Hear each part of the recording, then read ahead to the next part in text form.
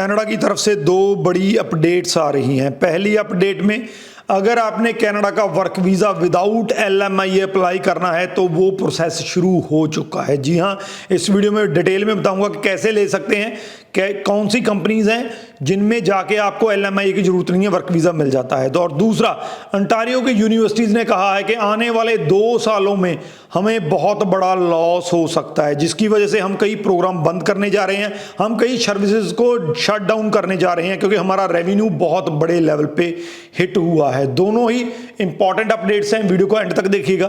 उससे पहले हमारा YouTube चैनल जरूर सब्सक्राइब कर लीजिए, क्योंकि इस पे आपको ऐसी ही लेटेस्ट इंफॉर्मेटिव वीडियोस देखने को मिलती हैं। तो सबसे पहले बात करते हैं कि आप विदाउट LMIA कैसे वर्क वीज़ा ले सकते हैं। अगर आप टेक्निकल बैकग्राउंड से आते हैं तो द इनोवेशन स्ट्रीम कनाडा ने जो चला रखी है, उसके अंडर जो 8 कंपनीज हैं, 8 कंपनीज के नाम मैंने पहली भी वीडियो में दिए थे, उन 8 कंपनीज में अगर आपकी हायरिंग होती है, अगर आपकी रिक्रूटमेंट होती है, तो आपको वर्क वीज़ा के लिए किसी भी LMIA की जरूरत नहीं है। आपका एम्प्लॉयर सिर्फ आपके एम्प्लॉयमेंट लेटर के साथ आपका वीज़ा लगा के आपका वीज़ा ले सकता है। तो इन 8 में से 6 कंपनीज ने कनाडा में हायरिंग स्टार्ट कर दी है। नाम बताने जा रहा हूँ और कौन सा एरिया है ये भी बताने जा रहा हूँ।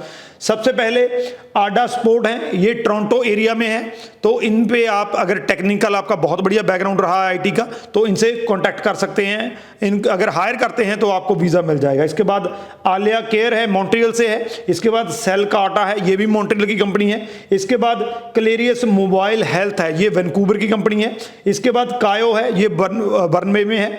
उसके बाद लास्ट में लाइट स्पीड कॉमर्स कंपनी है, ये भी मॉन्ट्रियल की कंपनी है। तो ये वो 6 कंपनीज हैं जिन्होंने रिक्रूटमेंट स्टार्ट कर दी है। अगर आपका बैकग्राउंड टेक्निकल बैकग्राउंड है, IT बैकग्राउंड से आते हैं, बढ़िया प्रोफेशनल एक्सपीरियंस है आपको बढ़िया नॉलेज है, स्किल सेट बढ़िया है, तो इन कंपनीज में आप अप्लाई कर सकते हैं। अगर आप रिक्रूट होते हैं, अगर आपको वो जॉब देते हैं, तो आपको किसी भी LMIA की जरूरत नहीं है। आप विदाउट LMIA कनाडा में वर्क कर सकते हैं, आपको वर्क परमिट मिल सकता है। इन कंपनीज के बारे में जो डिटेल है वो जाके आप इंटरनेट पे चेक कर सकते हैं। आपको पता चल जाएगा कि कौन सी कंपनी में कौन सी लेवल की जॉब और कौन सी पोजीशन इस टाइम पे जो वो रिक्रूट कर रहे हैं। तो ये 6 कंपनीज हैं जिसके अंडर आप जा सकते हैं। और दूसरी अपडेट जो है वो अंटारियो यूनिवर्सिटीज की तरफ से है। हमें पता है कि बहुत बड़ा कट लगा है, बहुत बड़ी कैपिंग हुई है, स्टूडेंट्स कम जाना शुरू हो गए हैं कनाडा से। तो ये साफ साफ नजर आ रहा है। जो अंटारियो यूनिवर्सिटीज ने इस टाइम पे स्टेटमेंट दी है, इस स्टेटमेंट में उन्होंने कहा है कि आने वाले 2 सालों में हमें $1 बिलियन तक का $1 तक का नुकसान हो सकता है। बहुत बड़ी अमाउंट है। अगर आप इसको इंडियन रुपीज में करें तो 6,000 करोड़ से भी ऊपर की अमाउंट है, जो 2 साल में इनको जो है वो लॉस हो सकता है।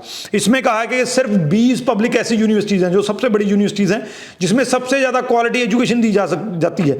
उन सिर्फ 20 पब्लिक यूनिवर्सिटीज की अंटारियो को 300 मिलियन से ज्यादा लॉस 2025 में 4 में उठाना पड़ सकता है, और इससे डबल 600 मिलियन जो है वो 2025 में, क्योंकि 2025 में 10% कट और लग जाएगा। जितनी गिनती 2024 में जाएगी उससे कम कर दिया गया है। 2025 में 10% और भी कम कर दिया गया है। इसी वजह से 2025 में इनको 600 मिलियन का लॉस हो सकता है। तो इनकी तरफ से इनके प्रेसिडेंट जो हैं स्टीव ऑर्सिनी, इनकी तरफ से बड़ी स्टेटमेंट आई है। उन्होंने 2-3 चीजें पॉइंट आउट की हैं कि ये जो कैपिंग की गई है ये किस तरीके से कनाडा के एजुकेशन सिस्टम को इंपैक्ट कर रहा है। इसमें 3 पॉइंट खास करके उन्होंने कहे हैं।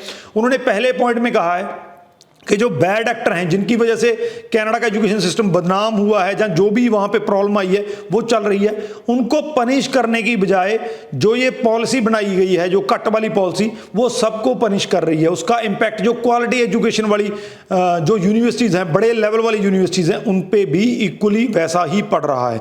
दूसरा, उन्होंने कहा है कि जो कनाडा एक बहुत ही बढ़िया डेस्टिनेशन माना जाता है, इंटरनेशनल स्टूडेंट वहाँ पे अट्रैक्ट होते हैं, वहाँ पे जाते हैं, वहाँ पे जाके पढ़ते हैं, उसके बाद उनको अपॉर्चुनिटीज़ मिलती हैं, तो उसका कहीं ना कहीं पे जो ब्रांड है उसको नुकसान पहुँच रहा है। ये जो पॉलिसीज़ हैं उनकी तरफ से कि पहले इनको खुला छोड़ा गया और अब इनको इतना ज़्यादा टाइट कर दिया गया है, जिसकी वजह से इंटरनेशनल स्टूडेंट अब कनाडा में पढ़ने नहीं जा रहे हैं, जहाँ कम गिनती कम हो चुकी है, जिसकी वजह से कनाडा के जो स्टडी ब्रांड है उसको बड़े लेवल पे जो है वो डैमेज हुआ है।